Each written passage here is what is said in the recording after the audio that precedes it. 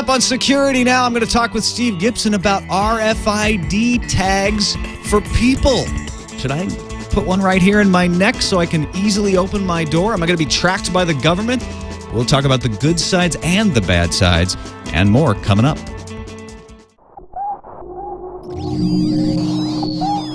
Netcasts you love. From people you trust. This is Twit. Audio bandwidth for Security Now is provided by Winamp for Android, the ultimate media player for your desktop and Android device, featuring wireless sync. Download it free at winamp.com/Android. Video bandwidth for Security Now is provided by CacheFly at CacheFly.com. This is Security Now with Steve Gibson, episode 278, recorded December 8th, 2010. Tag me with RFID. Security Now is brought to you by Ford and voice-activated sync, featuring true hands-free calling, turn-by-turn directions, 911 assist, and more, available exclusively on Ford, Lincoln, and Mercury vehicles. And by Carbonite Pro. With prices starting at $10 a month, all of your office PCs can be backed up safely and automatically.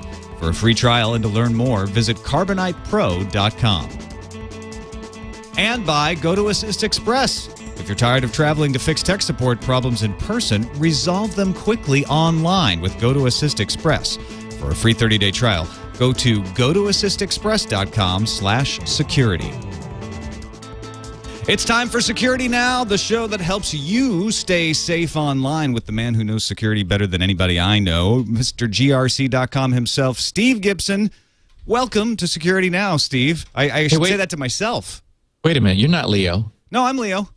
Just a little time travel and beard growth. And no, Leo's off at Le Web in France. I am very excited to have a chance to co-host Security Now with you here. I don't know if you know this, but Spinrite saved a hard drive for me in 1993. I never knew that. No. You wouldn't know. Unless you had some weird tracking system that No, not me. I'm Mr. Exactly. Privacy, so there's no tracking going on. I had a Packard Bell 486DX that wouldn't start up, and then I booted off Spinrite off a floppy, diagnosed, and was good. Was good Very to go cool. from there on out. Also, yes, it's still going strong. Strangely enough, amazingly enough. So I know you have a testimonial later in the show, but there's an extra one for you. Well, thank you.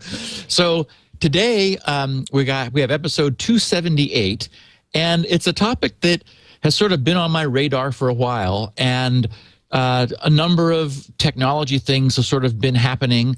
I wanted to talk about the technology side mostly, because of course this is primarily a technology podcast, though this also has some non-technology aspects which are sort of intriguing. The idea of RFID tagging people. So I called the show Tag Me with RFID, so which I thought... This is something we're just starting to see in materials and shipping containers and clothing. We're going to be talking about doing it to ourselves? Well, yes, and in fact, believe it or not, there are even some states that have gone so far as to put legislation on their books to prohibit employers from mandatory RFID tagging of their employees. The FDA has approved RFID tagging. I mean, subdermal, underneath your skin, so that this thing is embedded in you. The FDA has approved it since for the last 6 years, back in 2004, and the technology exists. But so far, from a crypto standpoint, I'm very unimpressed. So I thought it'd be fun to sort of talk about all aspects of being tagged, what it means from a standpoint of tracking and health and safety, but also primarily what are the requirements for the technology that would, for example, allow, have me, Steve Gibson, feel good about being tagged. And frankly, I mean, I'm not all down on it. The idea that my car would know me, that I could just have a simple button on my garage door so I don't have to have a key or a keypad, My front door could be unlocked whenever I'm in the vicinity and locked when I'm not. That my laptop would recognize me, my phone, and so forth. I mean, you can imagine if it was done right, there are some serious convenient factors associated with it. And then, of course, there's always the dark side, too. So I thought we'd be fun talking about that this week. And that's the important thing to get into, right? Because with all technologies are tools, and there's good and bad sides. And so if you want to take advantage of the good sides, you need to know the bad sides of them. Am I confusing Kevin Warwick here, or is there somebody who has done this, who has RFID chipped themselves?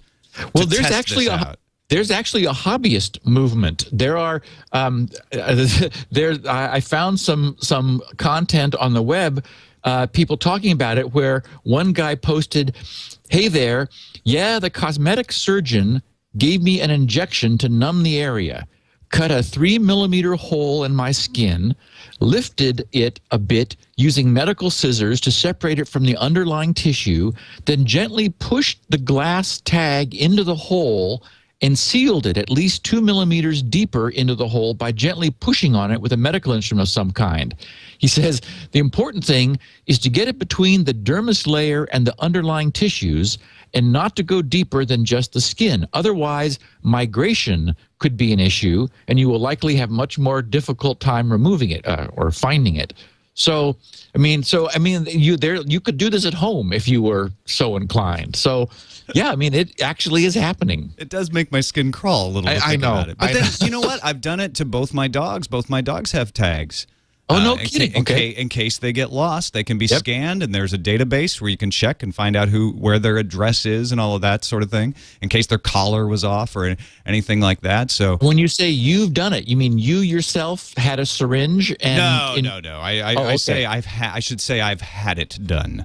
Okay, because there are syringes you can buy that inject these things in yourself. Yeah. So, maybe I will. If I get, we'll talk about it. We'll decide. We'll wait. And we have a little bit of updates and, of course, security news. And I have an interesting testimonial about Spinrite rescuing a RAID, which is something you don't normally run into because people think, well, if you have a RAID, you don't need, hard drive data recovery. Turns out not to be the case. All right, we'll get to all of that in a second. Let's thank Ford, makers of Ford and voice-activated sync, the folks who helped to bring us Security Now. As you know, Leo loves his Ford voice-activated sync. I got a chance to ride around with it recently in wine country. And take advantage with some of the cool stuff that's going on, where even as a passenger, and we always talk about how it's good for safe driving, and it is. You get true hands-free driving. You just say what you need, call this person, send this text, read a text to me. You keep your hands on the wheel and your eyes on the road. But it's great for a passenger too. It's just more convenient if you're busy looking out the window or planning your route amongst all of the wineries that you're going to visit. You can skip songs, move songs just with your voice. True 911 assist and more. If the airbags deploy, it calls 911. And, of course, you've heard Leo talk about the contest that's going on with the folks who are going to get flown. He said a secret location, but it says here in the copy where the location is, and I've been saying it on Tech News Today. Am I not supposed to say this? I don't know. It's Madrid. Don't tell anyone I told you. Ford will donate $10,000 to a charitable cause. If you win, you submit a video now through December 31st, 2010 at twitfordfocus.com. Takes you to a Facebook page. Tell in your video up to 2 minutes long why you want to test drive a Ford Focus at the secret location in Spain. I mean the secret location between now and December 31st, 2010.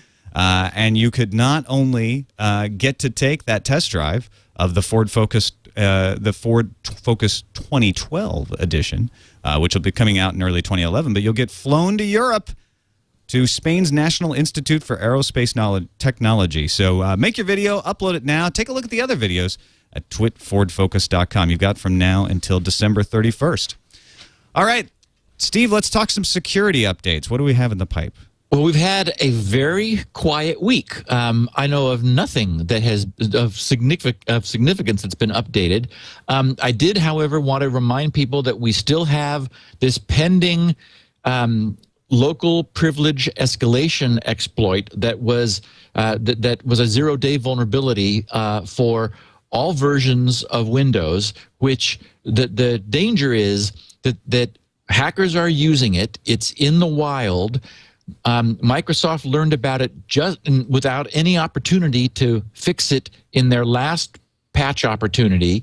And so thanks to the fact that the first of the month was a Wednesday, that means that the second Tuesday of the month, Microsoft's Patch Tuesday, is as far into the month as it can possibly be. It's not till next Tuesday, December 14th, that we have the second Tuesday in December. Hopefully, they'll have this thing fixed. There was a function in the graphics library down on the kernel which had a classic buffer overrun that allows someone who calls the function to get their code to be returned to with full root level system privileges. So what that would mean is that if something did get onto your system, as we know, we're all always telling people, do not run normally as an administrator in the newer systems. In fact, really no one is running as an administrator. You're able to elevate yourself when necessary to those privileges. But the idea being that you're relying on that boundary, being a non-privileged user, to protect you from, for example, anything that gets on your system from being able to install itself as a rootkit. So this allows for rootkit-ish style attacks by getting full kernel privileges. Hopefully, this will all go away next Tuesday, and the problem is there's really no workaround for it. Well, that's what I was going to say. So this attack happens even if you're not running as admin. Correct. You could be running as a non-privileged user. Click on, like open a PDF. If you didn't have your Acrobat or whatever PDF reader up to speed, open a PDF that uses an exploit, whether known or not, but in any case, still active, to run some software that would then get privileges which you otherwise your software wouldn't have, and which your system is protecting itself by restricting in order to go down and, for example, modify the boot sector and get control of the system prior to Windows booting, and then install itself as a rootkit, which there's a number of things that are doing that now. So anyway, we're holding our breath for one more week, and with any luck, next time we're recording this next week on Wednesday after Patch Tuesday, I'll be able to say, yay, they fixed it. So I hope so. Yeah, I I open most of my PDFs as Google Docs out of Gmail. Does that provide any extra protection against this sort of thing? Well, in the case of PDFs, it does. Google has that nice PDF viewer now, and so the idea being that you're not running the PDF interpreter on your system. You're looking at the output from it. But the other bit of news this week, or a relevant piece of news, is that Chrome's the Google Chrome browser was just moved up to version 8.0. It's been in the dev channel for a while. It's now in their regular release channel. And in fact, anybody who fires up their browser will probably notice that they're now at version 8.0.552.215, which introduces something we've talked about as coming soon, which is now available, is Google's PDF viewer running in the Chrome browser in a sandbox.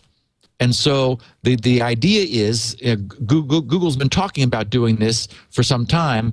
Their own PDF viewer, not Acrobat, not a plugin, runs it natively in the browser. So the browser knows how to view PDFs. You don't have to add anything to it.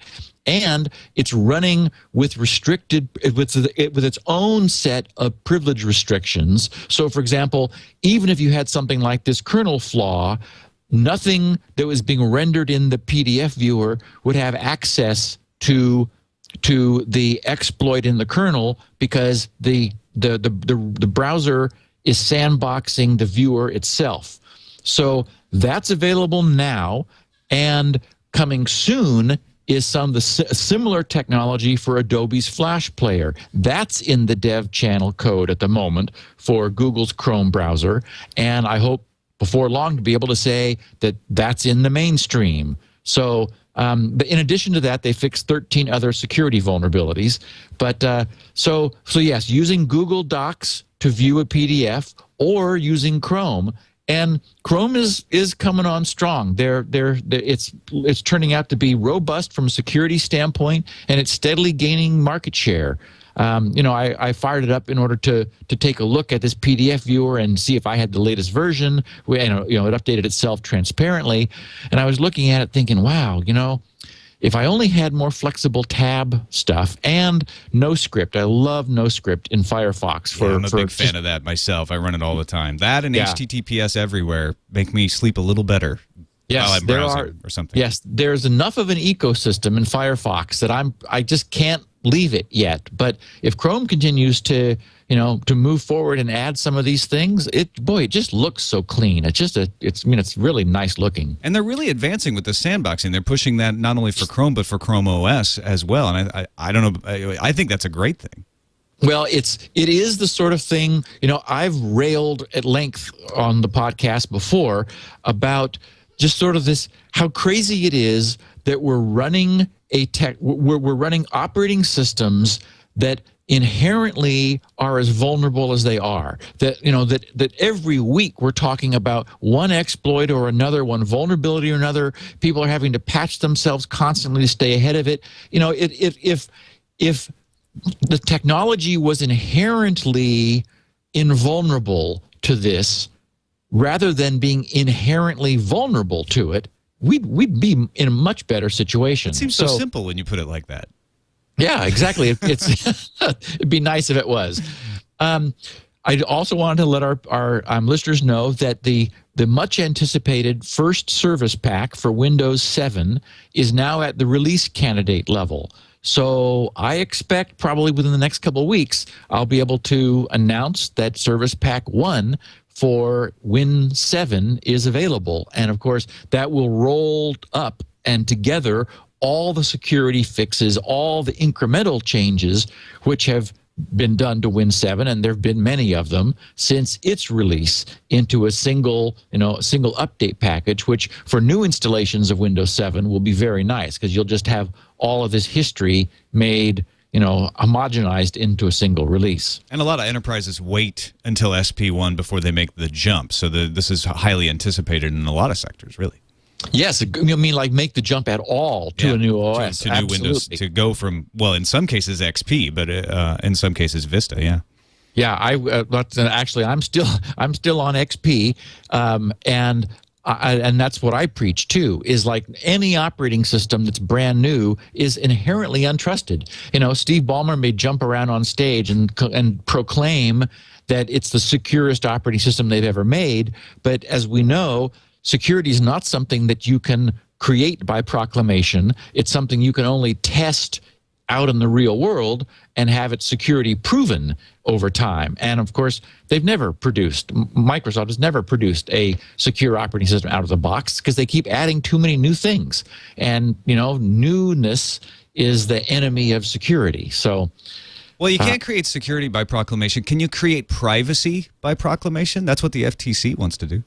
Well, it's a good point. You can create privacy by policy, and so that's essentially what we're hoping to see. The FTC is beginning to stir, frankly, and I think this is a consequence of the New York Times. It's been doing a fantastic series of articles.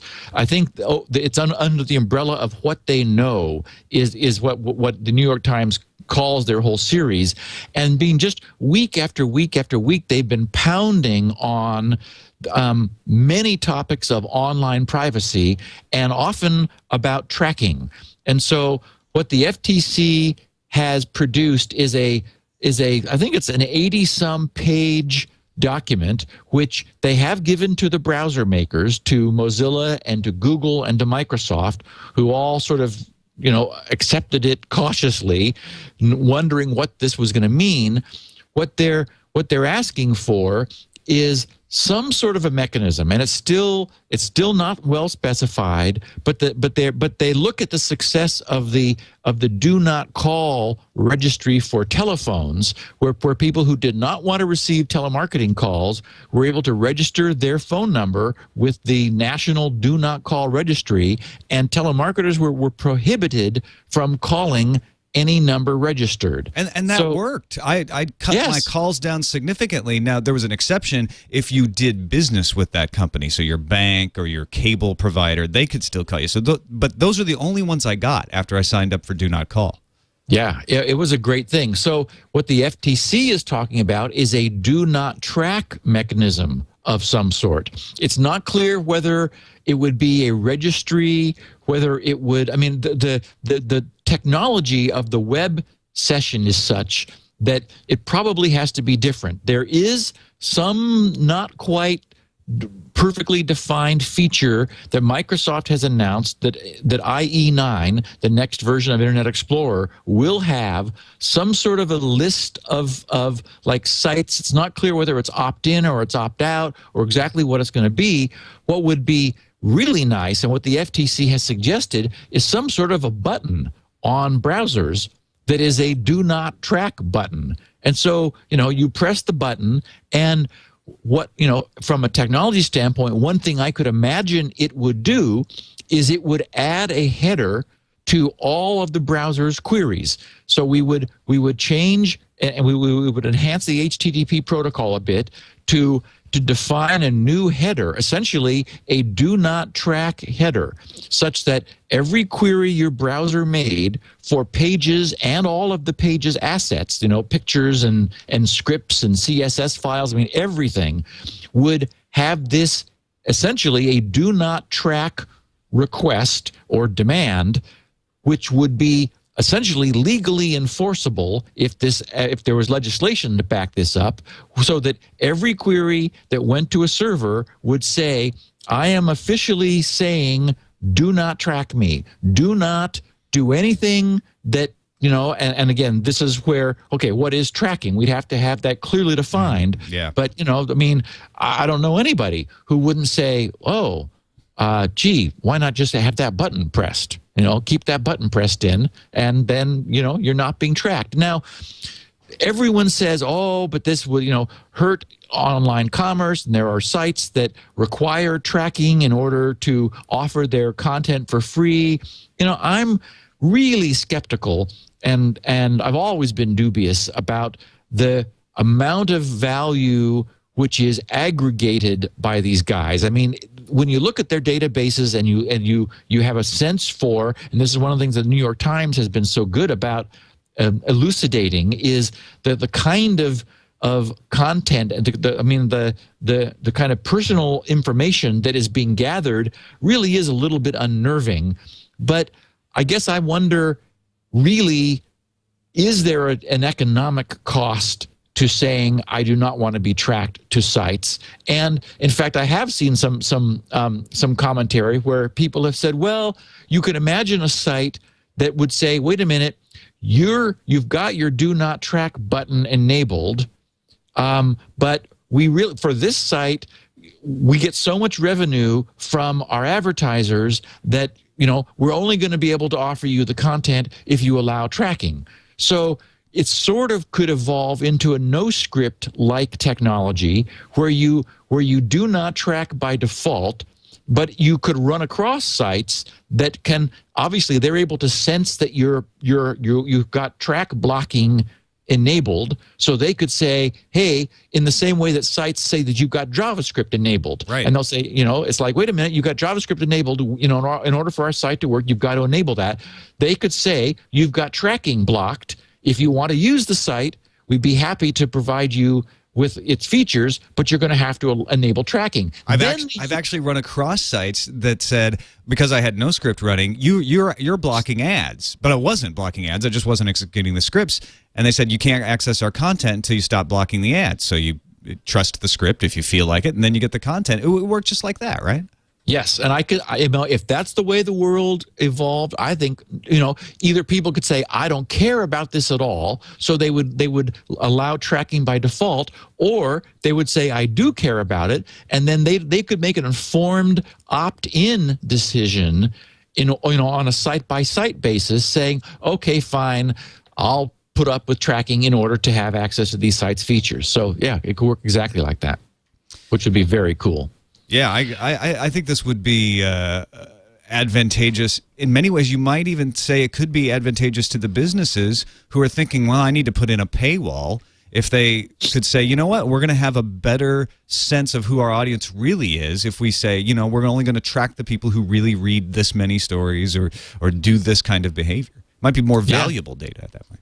Yeah. Well, and I mean, you sort of see things like this too. I know, for example, the New York Times has content that they will offer to people who are non-registered with them, but then there are links which have a little flag on them saying, nope, this is only available, like the full content is only available for people who register. And of course, what they really want is your email address so they can, send you stuff. So it's like, okay, well, and so then again, you make that trade-off. Am I willing to tolerate their spam in return for full access? I'd rather hit a track me button than have to go through some long login procedure where I have to enter all that information and log in every time. That's just a pain.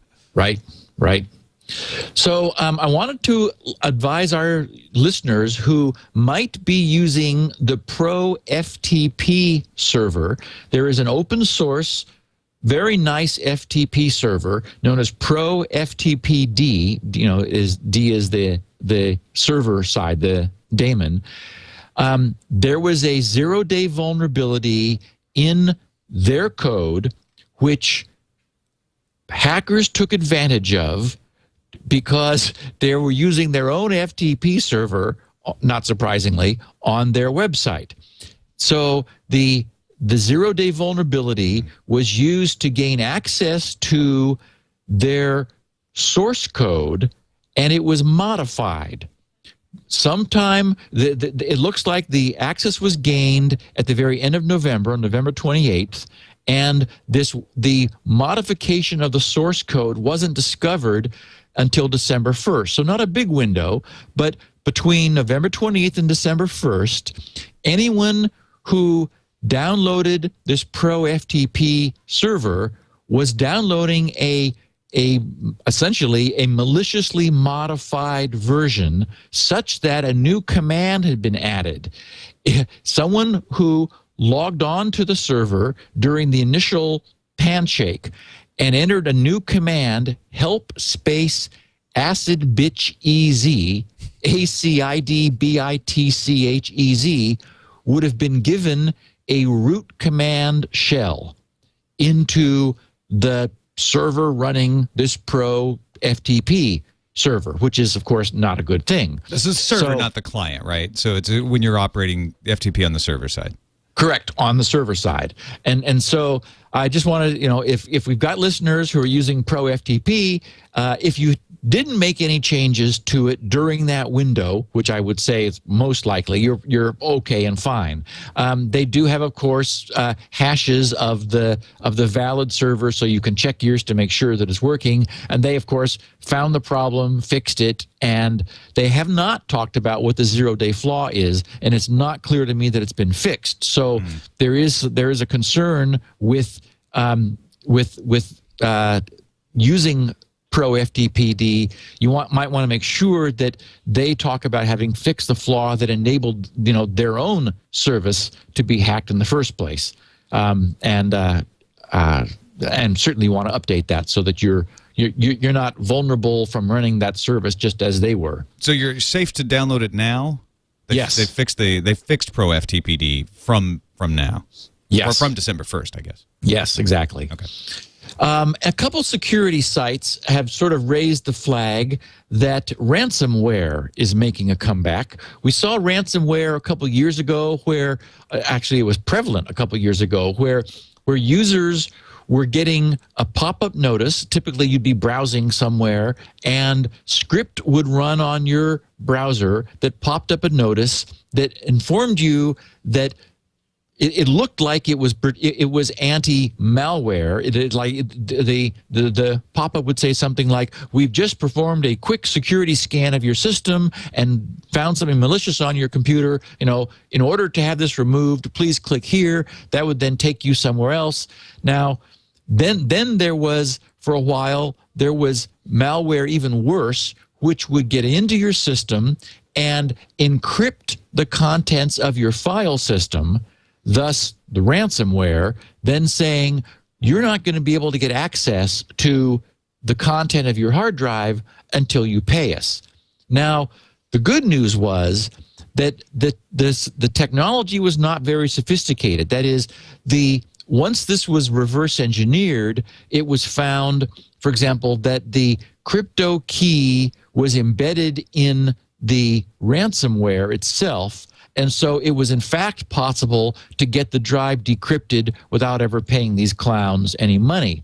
The bad news is, of course, we all know we've got the crypto technology now to do this correctly, and the ransomware that's making a comeback is now doing it correctly. It uses public key RSA 1024-bit crypto along with AES 256-bit symmetric cryptography to in fact randomly create a key which is not embedded in the ransomware, which and then it will leave only a public key where the bad guys keep the private key, and so there is no way now to get your data back other than to accept pay the ransom, essentially, which is as much as $120 to get the bad guys to give you the key required to decrypt your hard drive. So it's being the ransomware is being spotted as unfortunately in PDF files. People will open a PDF believing that it is innocent and innocuous, and find that their hard drive after some length of time is inaccessible. Now, we know this doesn't happen instantly. That is, in order to encrypt a file system, it's got to run through the entire system. Yeah, anybody who's run TrueCrypt on their drive knows it takes a while. Yeah, precisely. I was just going to use that as an example. Perfect example. Anyone who's like done whole drive encryption knows that it is not something that happens fast. So the at least one security company, I think it was Kaspersky, mentioned that if you had reason to believe that this was happening, pull the plug or hit the reset button, because you would stop that process in its tracks and then be able to recover all of your drive that hadn't been encrypted. Now, I mean, I guess I would question that if something were loose in your system. The problem is you're vulnerable completely to whatever demands the bad guys make.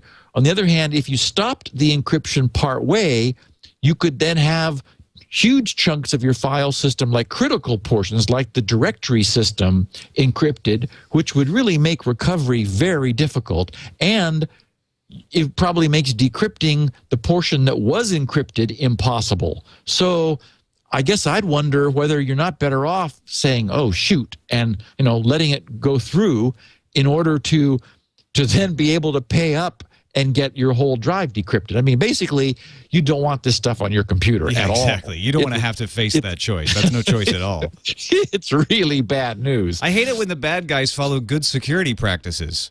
Yeah, well, and we've often talked on the show that, security is, good crypto is available to everyone, the bad guys and the good guys. So, one of my recent laments is that the FBI is talking about implementing some legislation next year where they're talking about wiretap, cranking up the legislation on wiretapping so that anything encrypted on the net, they would have wiretapping access to. The problem, of course, is that the crypto is already done. I mean, it's out there. It doesn't need to be. There's nothing left to invent. It's as good as it needs to be. And if they legislate against it, then that keeps good guys from being able to protect themselves from just for the sake of having crypto, and the bad guys will still use it anyway. All the good guys have broken cryptography, and all the bad guys have secure cryptography. Is exactly what it ends up with. That's exactly not a good way to go. Well, and another reason to be shy of PDF files. That's for sure. Yeah.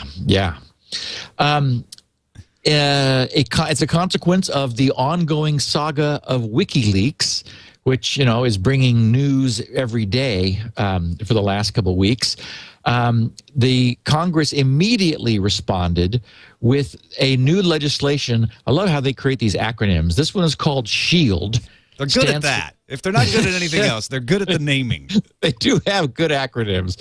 Securing Human Intelligence and Enforcing Lawful Dissemination. SHIELD. And essentially, what this does is to amend the existing Espionage Act to include the publication of human intelligence. It was already a criminal offense to leak the information, but one of the things that has annoyed the U.S. Congress is, in the case of WikiLeaks, is it's not clear that Assange, is that his name, Assange? I think Julian. Julian Assange, yeah. Yeah, it's not clear that Assange has broken any current U.S. law. We know that the private first class, whatever his name was, in Bradley Baghdad. Manning, PFC Manning. Yeah, we know that he broke the laws by leaking this to WikiLeaks, but at the moment, there's nothing illegal about WikiLeaks then publishing it. So I don't know if this is going to pass through law. It hasn't passed our own Congress, nor has Obama yet signed it into law. But the immediate reaction of Congress was to amend our Espionage Act in the U.S. to make the publication of something that was leaked against the law a criminal offense.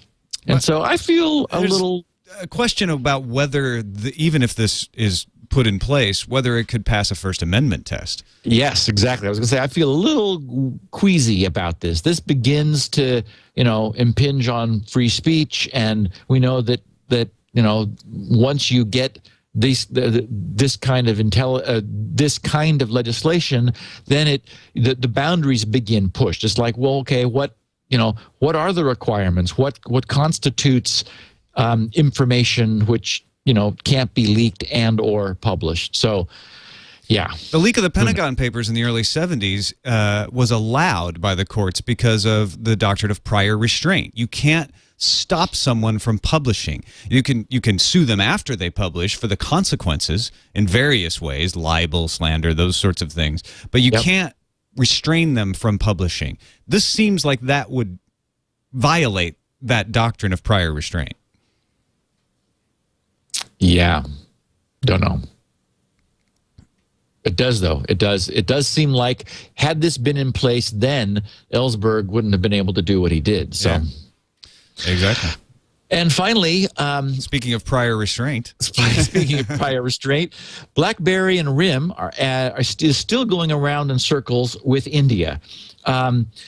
We've talked a number of times about the problems that BlackBerry faces with the various governments which have demanded that they have access to BlackBerry's text messaging technology. Apparently, the audio channel is not posing a big problem. They want email and text messages, and the problem has been that BlackBerry's technology is such that unless the traffic is routed through BlackBerry's servers, they then just intercepting the traffic does not give a third-party access because the cryptographic keys are contained in the endpoint phones and nowhere else.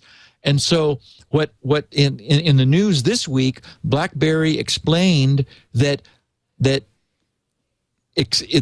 enterprises that were running their own BlackBerry Enterprise servers, BES servers, those enterprises had truly unbreakable crypto, and that India or any other government would have to go to the individual companies in order to arrange some sort of access to their crypto. And I imagine that India would then threaten to, like, block their use of cryptographic communications that they were unable to intercept. So essentially, that's the update on that, is that India is going to have to go to individual companies and see about obtaining the required credentials, I guess, for all the phones.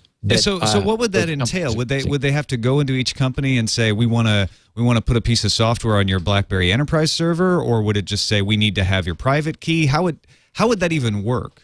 Apparently, there is technology which BlackBerry has talked about before, where some software would be added to the BlackBerry Enterprise servers, essentially installing a back door on the servers, and that would allow for specific users. It would essentially send traffic to the government, which the government had the ability to decrypt. So it would essentially decrypt the traffic as it was passing through the enterprise server from one phone to the other, and essentially allow a wiretap where a wiretap would not otherwise be possible. I get the feeling that this is saber rattling on the part of India. They just want to push to see how far they can get away with stuff, because every time the deadline gets close and RIM says, you know what, we can't do this, they back off. They extend the deadline. They push it away. They don't want to drive companies out of India. They need that economic boost. They need that job creation. So they're going to push this as far as they can. But I get the sense that if the companies just resisted it, that there might not be any consequence. Well, and it is also the case that the reason we're only hearing about BlackBerry at this point, I mean, there has been some concern about going after other web-based email systems like Gmail, which is now fully SSL and encrypted. But we're not hearing about other phone-based systems because none of the other ones are this secure. So, for example, the Apple's iPhone doesn't offer this level of public key endpoint to endpoint security, which BlackBerry, I mean, that was one of the selling points that RIM has always had, is that they were able to say to corporations, I mean, it's why our own president of the U.S., Barack Obama, has a RIM which has been, further hardened, but, they have proven security in this technology, and the other phone technologies don't. All right. Well, we'll see. Like I say, it's fun to watch. I hope, and I don't think anything really bad is going to come out of this, but you never know. It's a lot easier to go after BlackBerry because they have the BES that you can. Right. It's easy for the government to see on the internet. It's harder to see where to go after, but it's actually easier to crack. Yes, exactly. Well, so I wanted to update. I actually, in doing the Q&A last week, I ran across a number of really fun Spinrite testimonials. I always look for something new and different that I haven't talked about before. And this one was from a listener of ours, Doug White, whose subject was Spinrite helps the buffalo roam. Oh, my. And he said, I got a frantic call from a friend that his NAS device, his network-attached storage device, a Buffalo Terra station, thus the roaming buffalo, okay, I get it. Okay, was no longer appearing as a mapped drive on his network. Apparently, they were doing some work in the building and had switched the breakers off and on several times over the weekend. And as the NAS was hooked to a UPS in another part of the building, they didn't hear the UPS's screams. So it appears that the NAS was cycled up and down a few times. I said, no worries.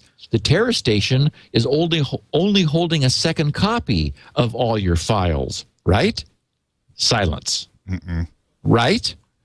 He says, I'd initially set it up so that all of their important files, hundreds of gig of music tracks that he's recorded in-house for himself and for other musicians, were being copied over to the recording PC, which contained the master copy, then to the Terra station so that there was a second backup.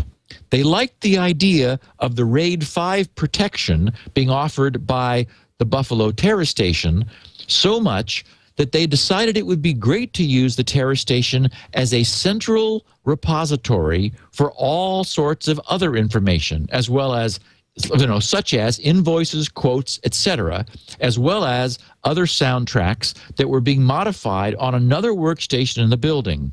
So there was quite a bit of one-off stuff that accumulated on the TerraStation. Why not, they thought. It's got 4 drives in a RAID 5 configuration. What safer place to put the stuff? I showed up expecting a failed drive or the like, but the TerraStation status display showed that all was well. No failed drives. I checked the workstations, and sure enough, the NAS device was not showing up on the network. I pinged its IP address, which is one of the items cycling through the NAS display, and it responded to the ping. When I tried to browse to the web-based admin interface, however, no response there either. Even though it responded to pings, I wasn't entirely sure that the little Linux-based motherboard in the enclosure wasn't damaged. So I contacted Buffalo Tech Support. To my chagrin, they said that the device was so old, he says plus 6 years old, there were no enclosures to be had to attempt to swap the drives over to another enclosure. Even buying a new enclosure would not work, according to them, as the newer firmware probably wouldn't recognize the old drive's RAID encoding. I was at a loss as to where to go from there. Maybe eBay to see if I could find an old enclosure? Well, while I mulled over how to proceed, I figured, what the heck? I'll run Spinrite on the 4 SATA drives while I try to locate another enclosure. Drive number one flew through just fine, but drive number 2 of the 4 had some dynastat action under Spinrite, and Spinrite had to recover some sectors. Drives 3 and 4 sailed through just fine. Curious as to whether anything had changed, I reinstalled the 4 drives into the NAS enclosure and fired it up.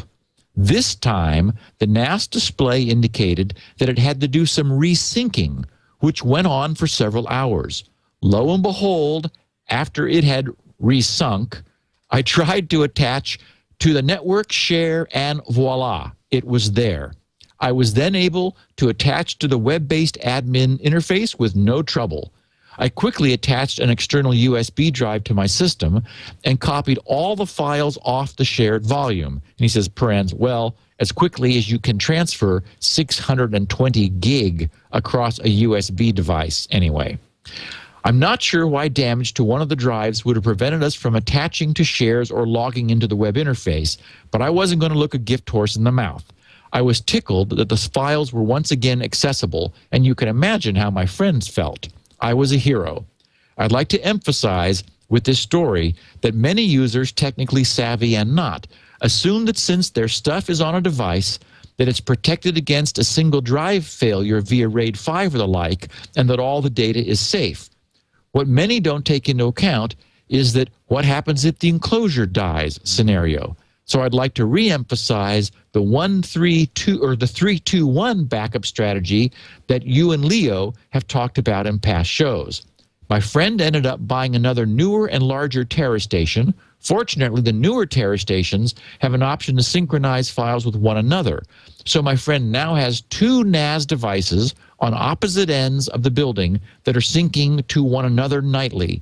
Next up is trying to figure out how to get 600 plus gig of files off-site and backed up, either via sneaker netting a USB drive or some cloud-based backup service.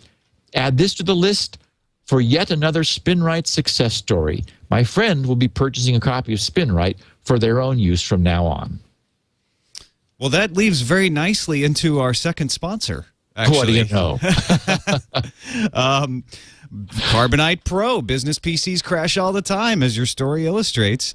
And part of a good backup strategy is having a cloud backup service. If you're running into hard drive failures like that or just viruses, you want to keep your business up and running, even if your computers aren't with Carbonite Pro. Carbonite Pro backs up all of your PCs in your business automatically whenever they're connected to the internet. It's safe, it's easy to use, it's automatic, and it's affordable. It gives you a centralized dashboard to give you backup status summary if there's ever a data loss problem. And because your files are backed up off-site, everybody can access their own files from any computer or even with an app on their iPhone or their BlackBerry with Carbonite's free app. Backups are encrypted end-to-end. All this means you can just focus on your business and not have to worry so much. You've got your local backup, you got your cloud backup, you're all taken care of. Try Carbonite Pro for free for 30 days. Prices start as low as $10 per month. Go to carbonitepro.com and check it out. If you have 8 computers, for instance, with 5 gigabytes of backup, it's $25 a month. 18 computers with 5 gigabytes of backup, $50 a month. $10 to $50 per month for peace of mind for you and all of your employees. Check it out for free, 30 days. carbonitepro.com. So now we have to figure out if I want to be tagged. Do I want to put a subcutaneous chip in my arm? Well, is it your arm? Where would you put it? Where the hobbyists are putting it is sort of in that gap of skin between their thumb and their first finger on the backside of their hand. One of them, I did some poking around the net as I was researching, like how prevalent was this, and one of them made a comment about being careful when you put your hand into like tight jeans because you wouldn't want to catch the chip under your skin on like the pocket of your jeans. And that just sent shudders through me. It's like, oh my goodness, no, you certainly wouldn't want that to happen. I don't want to have to think about that. So some of the I think the more popular place is between your elbow and your shoulder, sort of in your upper arm. Apparently there's the question of migration. That is a smooth capsule can tend to migrate more than one that's deliberately, there's like a non-migratory coating that they can receive that I think probably has like some fur on it, so that it sort of, it's not slippery. And it tends a mink capsule, perhaps? It sort of locks into your location. But I have to say, first of all, it's passive technology, so there's no batteries to replace. You don't have to. It's not like a pacemaker where after some length of time it needs to be taken out and opened up again. One of the concerns that exists currently is that we're still far away from standards, and I always tend to guess wrong. I went with Betamax back in the day. And, of course, Beta lost and VHS won. And then I also went with HD thinking, okay, Sony lost last time. I'm not going with. So I've got a bunch of these red DVDs, and the blue is the one that won off. I've got the Xbox HD DVD player attachment as well. Yep. Be a collector's item someday. So I'm thinking, you wouldn't want to go with the Betamax of subcutaneous implants. And then to have that one not win. But I mean, I really, from a convenience standpoint, I mean, we've talked a lot about biometrics and fingerprints, and one of the downsides is that you can't change your fingerprint. And if it really became valuable for like someone to desperately, like bad guys, to need your fingerprint, well, there's only one way they can get it. And that never has a happy ending. So, the idea that, okay, I've got something which you can feel it. It's there under your skin. It's like the size of the most popular one it's 2 millimeters by 12 millimeters. Philips makes it. It's called the High Tag. So if you just Google Philips with one L, PHILIPS space High Tag, HITAG, you can find some pictures of this thing on the net. It's like about the length of I often see it sitting next to a standard U.S. penny, and so it's about the length of the penny's diameter, and that's 12 millimeters by 2. So it's a rounded end little capsule. It uses low frequency induction, so that it's powered by the it's powered by the reader, which generates, which essentially magnetically couples into it. It's very much like, I'm sure people have probably seen ads now for like like the Palm, was it the Palm Pre that doesn't need to be plugged in? You just sort of set it on its little pedestal. It's got that induction charge. Yeah. Right. And so these work in the same technology. They generally have a short reading range, that is a few inches. There are some that are that can go feet or yards, but and so that's sort of a mixed blessing. But I sort of like the idea of the convenience if there were a standard for I mean, don't think I would mind being tagged if the technology made sense. Mice have had a problem. Mice were tagged, and the for whatever reason they tended to get some skin cancers associated with the tagging. But other medical professionals have said, well, mice get cancer. That's what mice do. And so, that's what the smoking people said too. But that's exactly. And so you'd before we went into this, you'd want to make sure that it was, safe for, clearly safe for human implantation. There was some concern that the metal in the capsule would interact, for example, with medical scanners like MRIs, where you would have a problem with a really strong magnetic field. But the MythBuster guys took that one on, and they were concerned that it would overheat and it would burn you or something. It turned out that doesn't happen. It didn't even upset the technology at all. So my problem with current tags is that they're a little unsophisticated from a cryptographer, from a crypto standpoint. There's one guy who has a site where he has had fun reverse engineering these things, and quoting from some text on his site, he said, I can copy a proximity card at least as easily as I can take an impression of a key. This means that it's not a very good idea to reuse visitor cards without changing the ID, and that it doesn't really matter whether you get the physical card back from the guy you just fired, meaning that, somebody who had a card could easily clone the card. It's just there's just no difficulty in doing so. He says more insidiously, it's quite practical to read someone's card without even removing it from their wallet. A bit of deliberate clumsiness, a reader up my sleeve, and I would have little trouble cloning anyone's card. I could also exploit the fact that the distance at which the cards will be powered is less than the distance at which they can be read, meaning that they can be read from a much larger, a much farther distance passively than they were being powered. So he says if another reader is exciting the card, then my reader can read that card from the other side of a wall, for example. He says this means that a sniffer concealed somewhere near a legitimate reader could intercept real transactions at a significant difference.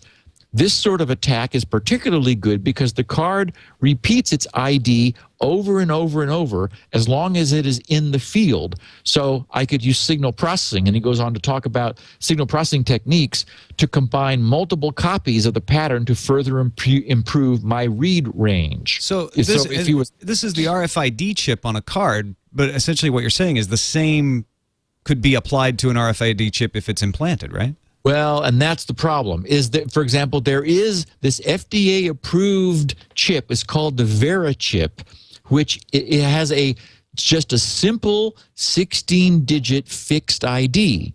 So there's no way that qualifies. I mean, no listener of ours is going to accept the implantation of something that has a fixed ID.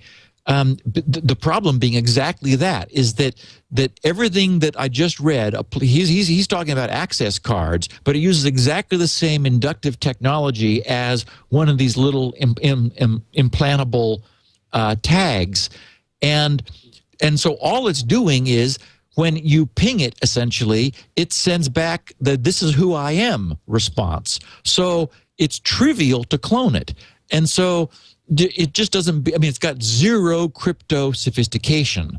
So what we need is useful cryptography in an implantable device like this. All right, well, that's a great moment for us to thank our last sponsor. Leave people on the edge of their seats as they wait for that solution there. Perfect. But I do want to thank GoToAssist Express for their support of Security Now. If you're an IT or software consultant, you're always on the lookout ways to be more competitive, and you need to grow your business, but you can't be in two places at once. Not even if you're chipped.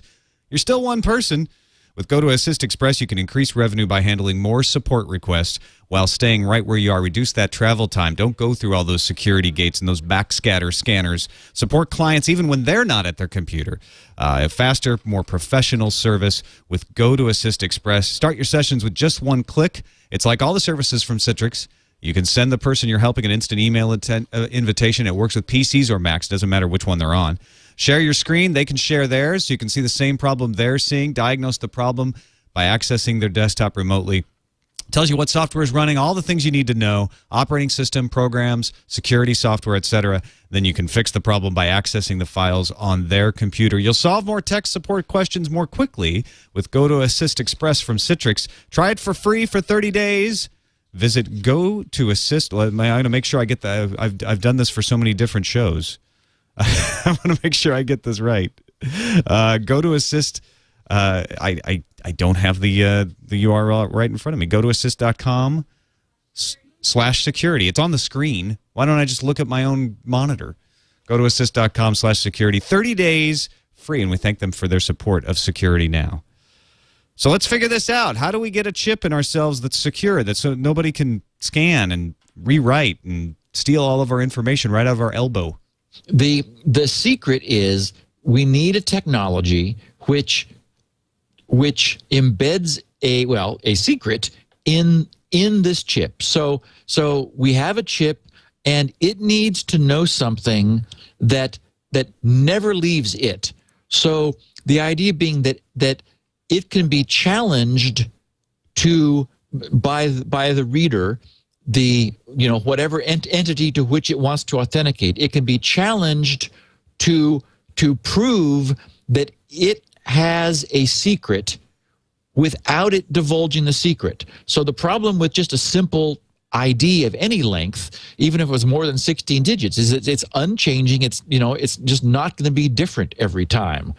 So what we want to what we want to prevent is any sort of a replay attack where somebody passively listening to the chip respond is able to capture that, or even if there's more technology going on, if there's something fancy going on, for example, where a challenge is given and the chip responds, we want a technology such that there's no way to replay that or to gain information about the secret in the chip by eavesdropping on both sides of the conversation, the outbound to the chip and the chip's response.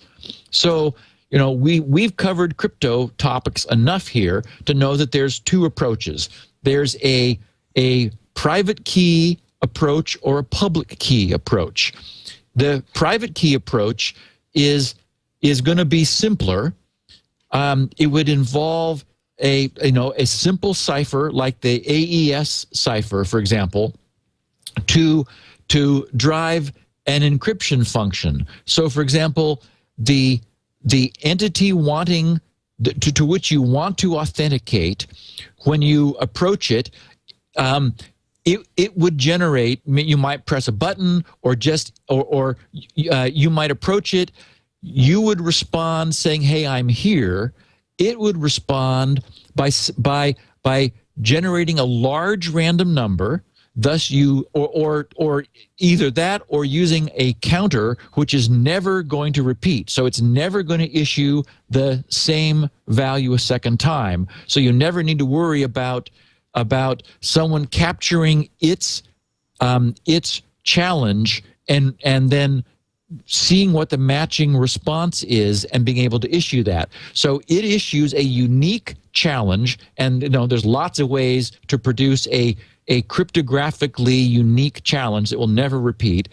It sends that out over the air to the chip, which uses its secret key to simply encrypt that challenge and send it back.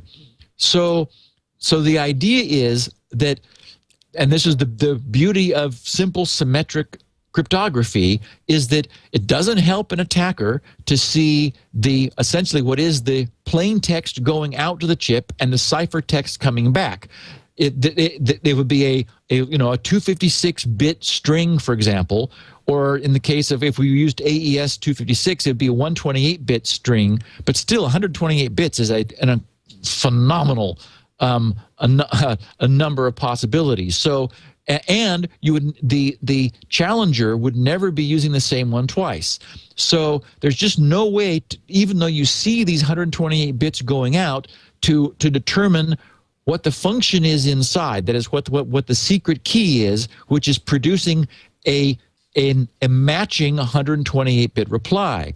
Once the challenger received that reply, it would also have the secret key. It would know the secret key, and so it would similarly encrypt its challenge and verify that the result of that encryption under the same secret key matched the one it had, and that would prove that the secret key in the chip matched the secret key that was registered with it.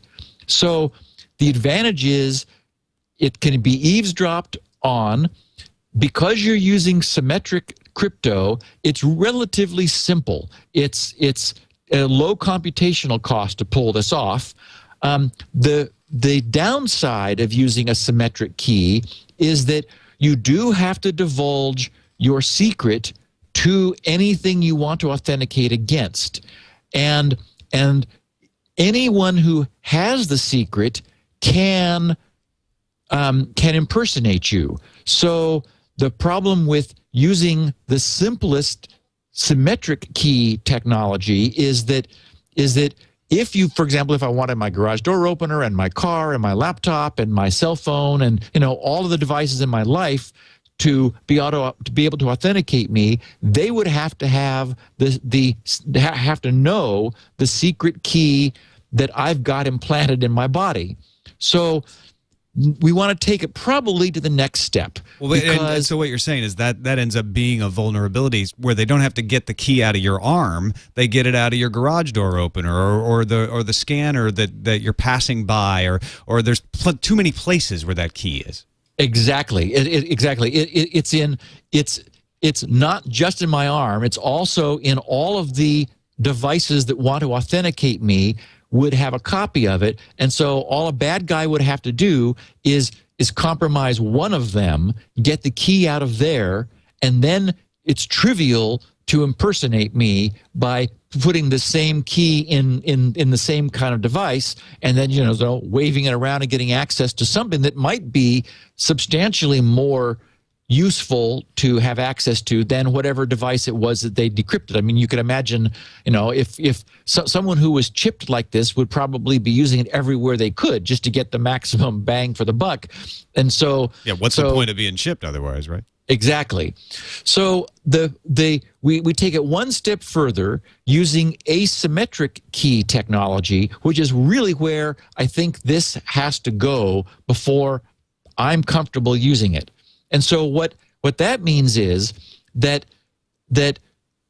thanks to the fact that public key technology has a pair of keys which are different, and that there is no way knowing the public key to, well, I should say I should be rigorously cryptographically correct here and say it is computationally infeasible with everything we know. Right. To obtain the private key from the public key. So in this scenario, my more sophisticated, more complex implant, which, it might mean that it takes a little bit longer for the authentication to happen, because literally I would have to hold this in the magnetic field, which is powering the device, long enough for it to crank through public key crypto, which is substantially more sophisticated than symmetric key crypto. So I bring myself near the reader. I again receive a challenge. This time I use my private key to encrypt that challenge and then send it back. The beauty is that the public key can be known to everyone. In fact, we could even, for example, if a system like this became popular, you could stick it in a text record in your DNS server and say, here, to everybody, this is Steve's the public key to the chip he's got in his arm. All devices anywhere could know it, and them knowing it doesn't hurt you in any way, because it just means that you get to have more use from this thing, if that's the application that you wanted to put it to. So essentially it allows the unlocking of the challenger side, such that it's possible to authenticate the ownership of the private key using the public key at any time. There's nothing that needs to be kept secret. There's a higher complexity in terms of doing the math, but still certainly not out of range of what we can embed in something like this. So it's potentially, I think, entirely feasible to come up with a workable chip which is embedded in people that would allow them to authenticate in a way that is so if we step back a second and say, okay, what are the requirements that we have for this? Well, we know that we want proven biological safety. We don't want this thing to get lost in our body somewhere by migrating to some other location, or give us the cancer. Or we don't want it to give us the cancer. Exactly. We want a single settled standard. That is, again, we don't want to choose Betamax and have the world go off in a different direction. So, you can't get in anywhere because you picked the wrong chip. Exactly. It's like being and you uninvited. Certainly don't. And we've talked before about having like a key ring of like dongles where each one runs something different. Well, you wouldn't want to have a whole lineup of these things in your arm, where of all different standards in order to cover the different possibilities. We need it to be clone-proof, meaning that it's going to use good crypto, state-of-the-art crypto. One of the problems has been that some of these technologies they've been proprietary. TI designed that technology that was in the speed pass. Remember that for a while you could buy gas just by driving your car up to a pump and it would light up. I think it might have been mobile. I remember it was a Pegasus. I thought it was kind of a cool thing. I did sign up for and use the speed pass for a while. The problem was that the Texas Instruments engineers came up with their own cipher. Well, we know that's never a good idea. And it turns out it wasn't. It turned out that it was very easily crackable.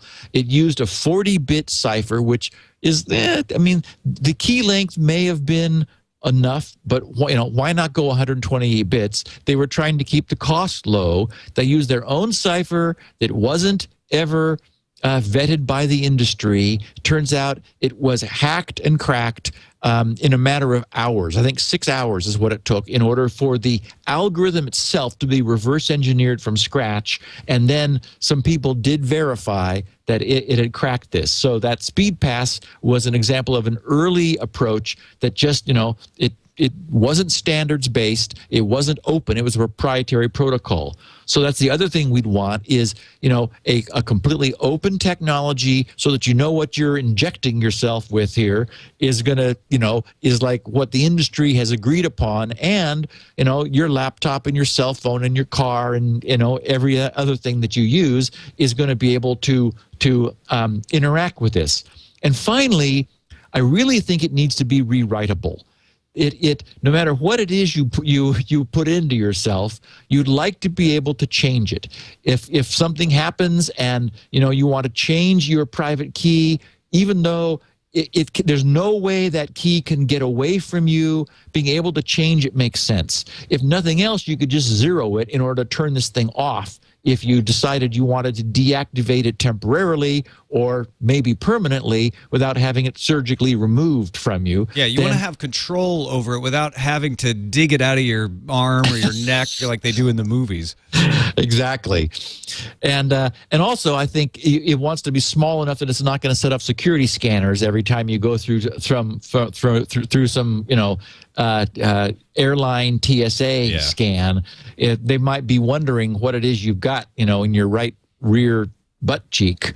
And you don't want them to have to try to find out. Yeah, the extensive pat down you want to avoid if possible. And finally, operating distance. I see that as the real bugaboo here because it's a trade-off. For greater security, you want shorter range. You'd like to have, like for your own personal use, a few inches is probably fine.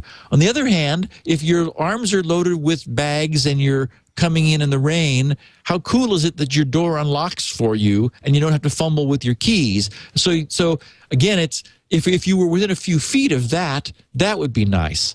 The problem is there isn't a hard and fast technology for limiting range. Range is based on signal strength, and if if some bad guy wanted to ping you at a greater distance, all they have to use is a bigger roll of wire, more power behind it, and a greater sensitivity antenna. So the distance is reliant on the reader, not the chip itself. To a certain extent. Sort of both, except that you can always get greater distance by having the reader generate a stronger magnetic field and be more sensitive to the returning signal from the chip.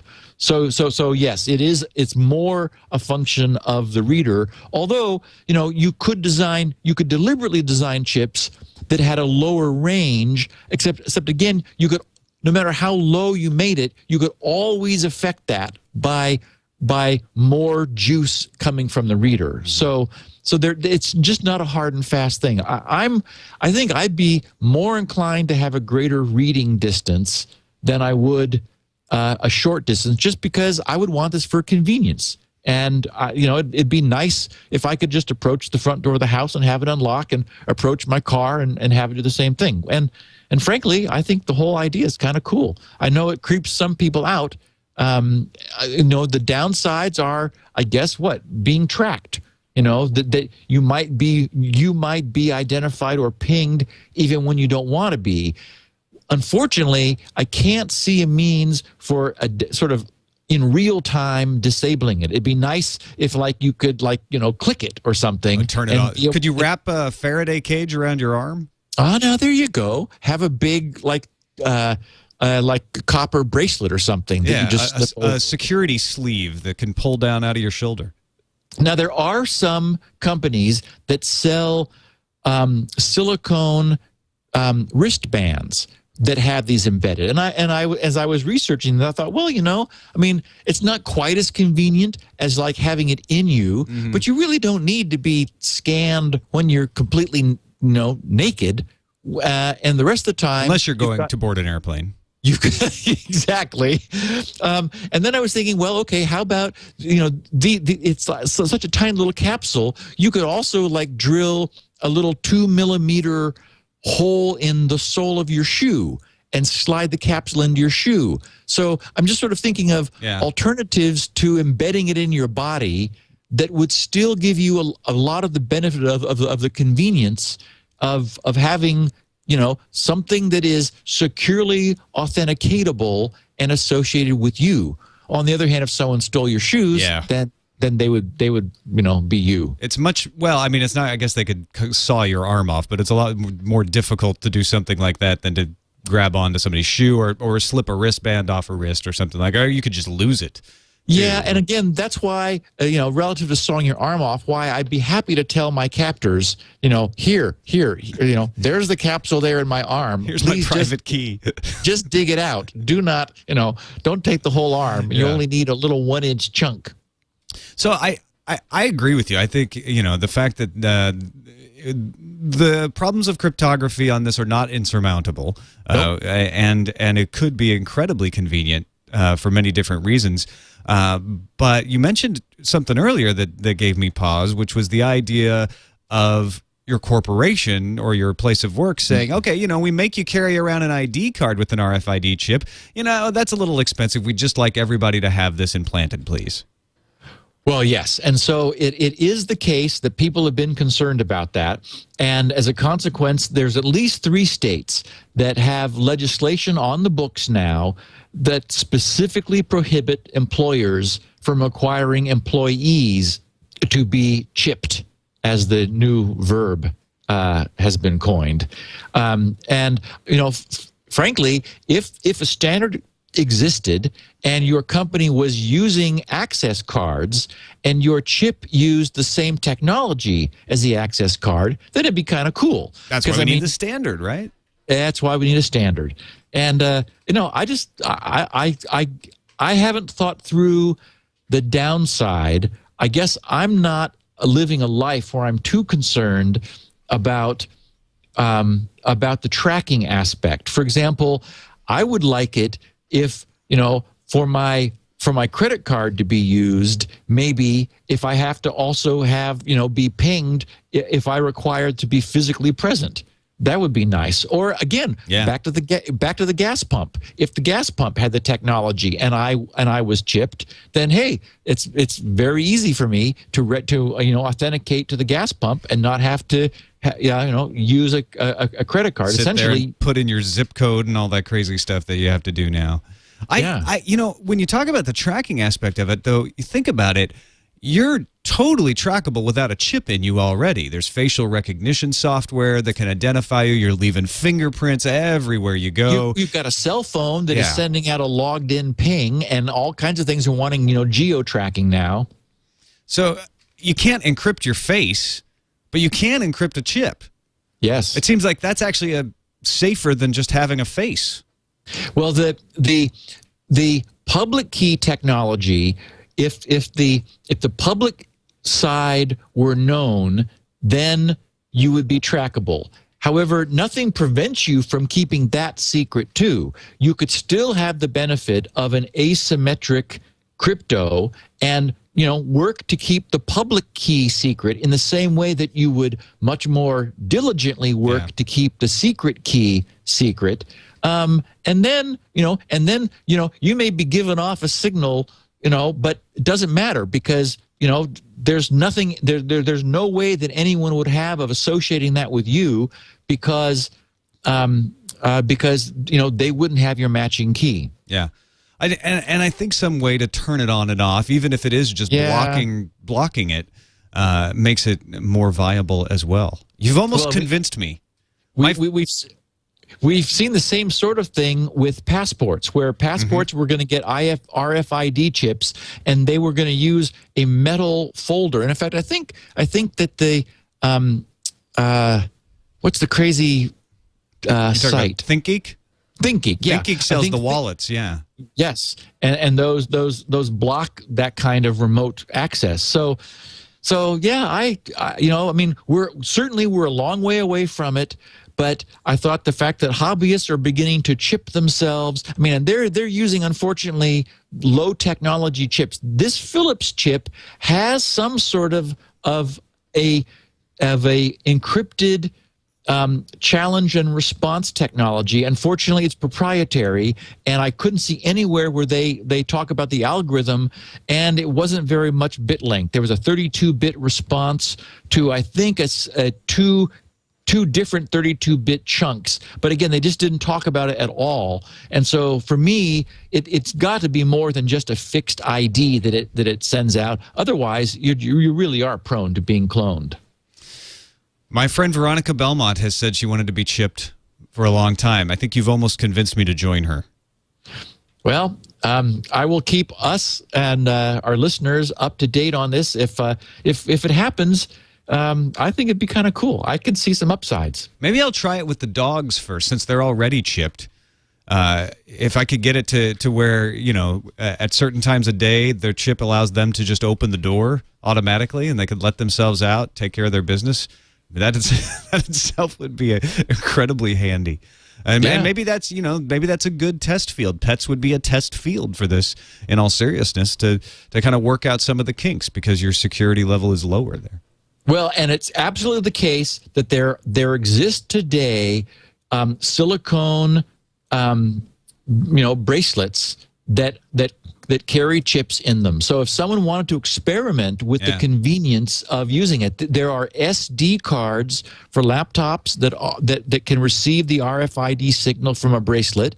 So you could tie it to TrueCrypt so that that TrueCrypt won't boot your laptop unless you're physically there, or that is your bracelet is. Yeah. And so there are half steps people could take before they committed to a surgical procedure. But apparently it's just not a big deal to have it done. You just use a little bit of a some a little outpatient plastic surgery to sort of cut a slit and slip this in, and you're done. I just thought of one minor downside to that when you gave that example. TrueCrypt has the hidden volume that you can use if they demand your password. You can give them the password for the fake volume.